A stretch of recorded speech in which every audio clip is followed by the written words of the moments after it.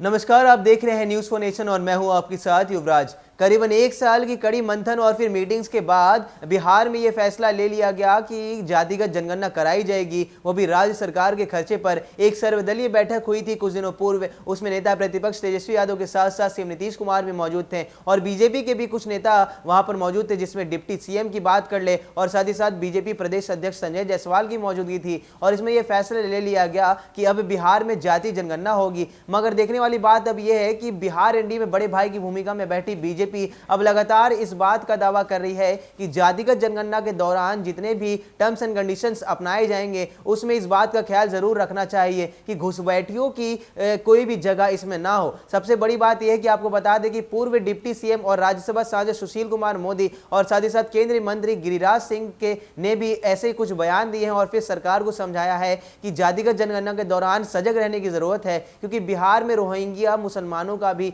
जो एक नंबर से वो सामने आ रहा है। देखने वाली बात होगी कि लगातार बीजेपी की तरफ से ऐसे हमले किए जा रहे हैं, ऐसी शर्तें रखी जा रही हैं जातिगत जनगणना से पहले। तो क्या अब होने वाला है बिहार की सियासत में, क्योंकि जदयू ने तो बार बार ये बातें कही हैं कि अब जातिगत जनगणना बिहार में हो जाएगी। सीएम नीतीश कुमार ने कल एक वक्तव्य में यह भी कहा कि 1990 के दौर से ही जातिगत जनगणना कराई जाने की बात उन्होंने की थी। मगर क्या अब भाजपा की तरफ से जो सिस्टम लिया गया है, जो तर्क दिया जा रहा है कि घुसपैठियों पर नजर रखी जाएगी या नहीं, क्या अब सीएम नीतीश कुमार करते हैं? देखिए हमारी इस खास रिपोर्ट में कि भाजपा के तमाम नेता आखिर कौन सी शर्तें रख रहे हैं। बिहार में जातिगत जनगणना को लेकर सियासत जारी है। नीतीश कैबिनेट की ओर से जनगणना की मंजूरी मिल जाने के बाद अब बीजेपी की ओर से सियासत शुरू हो गई है। जनगणना का प्रस्ताव कैबिनेट से पास होने के कुछ ही देर बाद बीजेपी के फायर ब्रांड नेता गिरिराज सिंह और सुशील कुमार मोदी ने नीतीश कुमार से बयान देकर कई मांगे कर डाली। सुशील मोदी ने जहां दक्षिण भारत के राज्यों से सबक लेने की बात कही,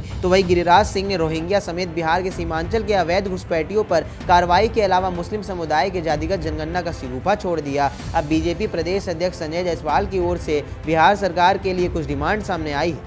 बीजेपी प्रदेश अध्यक्ष संजय जायसवाल ने बताया है कि यह जनगणना नहीं है, जनगणना कराने का अधिकार सिर्फ केंद्र सरकार को है। बिहार के नेता प्रतिपक्ष भी इससे सर्वे कर चुके हैं, इसलिए इसे गणना या सर्वे कहा जाना चाहिए। किसी भी सर्वे को राज्य सरकार को कराने का अधिकार है, जनगणना कराने का अधिकार सिर्फ और सिर्फ केंद्र सरकार का होता है। जब नीतीश कुमार और नेता प्रतिपक्ष जाति आधारित जनगणना और सर्वे कह रहे हैं तो इसे जातिगत जनगणना ना कहा जाए। संजय जायसवाल ने बताया है कि सर्वदलीय बैठक में मैंने अपनी आशंका व्यक्त कर दी है। रोहिंग्या और बांग्लादेशी मुसलमानों के सर्वे को आधार बनाकर नागरिकता का आधार ना बनाया जाए। सीमांचल में अगड़ी जाति के मुसलमान अपने आप को पिछड़ा बताकर लाभ लेने की कोशिश कर रहे हैं। बिहार बीजेपी अध्यक्ष ने कहा है कि एक पूर्व मंत्री ने भी अगड़ा होते हुए अपने आप को पिछड़ा बताया था। मुझे उम्मीद है कि मुख्यमंत्री नीतीश कुमार विरोधी दल और सहयोगी दल के द्वारा व्यक्त आशंकाओं को देखते हुए निर्णय लेंगे। जायसवाल ने इस पर आने वाले खर्च पर अपनी प्रतिक्रिया देते हुए कहा है कि जब विधानमंडल के दोनों सदनों से सभी विधायकों ने इस प्रस्ताव पर अपनी सहमति दी है तो इसके खर्च पर सवाल उठाना उचित नहीं है। इस दौरान संजय जायसवाल ने राजद के द्वारा लगाए गए पोस्टर पर कटाक्ष करते हुए कहा है कि जयप्रकाश नारायण ने जिन चीजों का विरोध किया आज वही चीजें राजद में हो रही हैं। वे परिवारवाद और भ्रष्टाचार के खिलाफ हैं और वही लोग उनकी तस्वीर लगाकर जयप्रकाश नारायण का अपमान कर रहे हैं। तो एक तरफ जहां जाति जनगणना को लेकर आरजेडी और जदयू के बीच की जो दूरियां हैं वो खत्म हो गई थी, नजदीकियां ही नजदीकियां दिख रही थी, क्योंकि दोनों पार्टियां चाह रही थी कि बिहार में जल्द से जल्द जातीय जनगणना हो जाए। मगर बिहार एनडीए में बड़े भाई की भूमिका में बैठी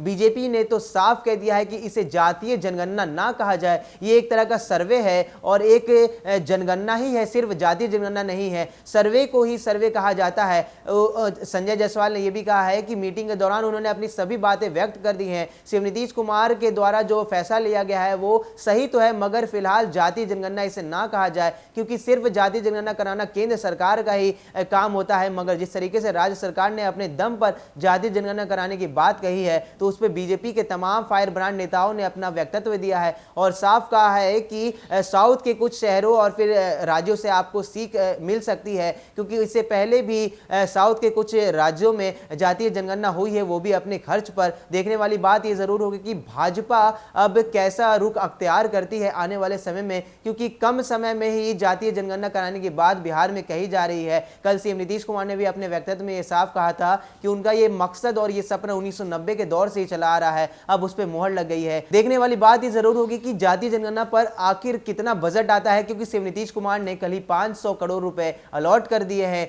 और पूर्व मंत्री मुकेश सहनी जैसे नेताओं ने भी 5 करोड़ रुपए अपने पार्टी फंड से दिए हैं। लगातार खबरों में बने रहने के लिए आप देखते रहिए न्यूज़4नेशन।